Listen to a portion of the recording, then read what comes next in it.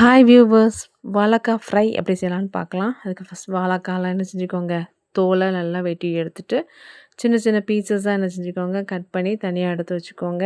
அப்புறம் அடுப்பில் என்ன செஞ்சுக்கோங்க, ஒரு பொருட்காஞ்சட்டி வச்சுக்கோங்க. அது நல்லா ஹீட் ஆகட்டும். ஹீட் ஆனதுக்கப்புறம் ஆயில் ஆட் பண்ணிவிட்டு, கடுகு ஆட் பண்ணிடுங்க. அதுக்கப்புறம் நம்ம பீஸஸாக வெட்டி வச்சுருக்கிற வாழைக்காவையும் இது கூட என்ன செஞ்சுருங்க, ஆட் பண்ணி நல்லா என்ன செய்யுங்க, கிளறி விடுங்க. நல்லா என்ன செய்யுங்க, கிண்டுங்க.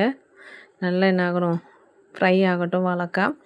இந்த டைமில் என்ன செஞ்சுக்கோங்க, சால்ட் ஆட் பண்ணிக்கோங்க. அதுக்கப்புறம் பெருங்காய பவுட்ரு ஆட் பண்ணிவிட்டு, மஞ்சத்தூள் அண்ட் சில்லி பவுடர் இதெல்லாம் ஆட் பண்ணி நல்லா என்ன செய்யுங்க, மிக்ஸ் பண்ணி விடுங்க.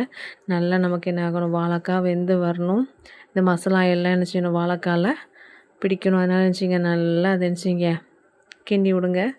நல்லா கிண்டி விட்டுட்டு நல்லா என்ன செய்யுங்க, ஃப்ரை பண்ண வைங்க. அந்த ஆயிலே என்ன செய்யணும், அதில் நல்லா என்ன ஆகணும், ஃப்ரை பண்ணணும்.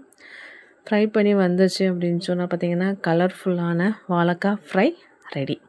இந்த வாழைக்கா ஃப்ரை வந்து தயிர் சாதம், மோர் சாதம், பருப்பு சாதம் அண்டு சாம்பார் சாதம் இதுக்கெல்லாம் என்ன இருக்கும், ஆப்டாக இருக்கும். நீங்கள் கண்டிப்பாக என்ன செய்யுங்க, ட்ரை பண்ணி பார்த்துட்டு எப்படி இருந்து கமெண்ட் பண்ணிடுங்க, ஷேர் பண்ணிடுங்க, லைக் பண்ணிடுங்க, சப்ஸ்கிரைப் பண்ணிடுங்க. தேங்க்யூ.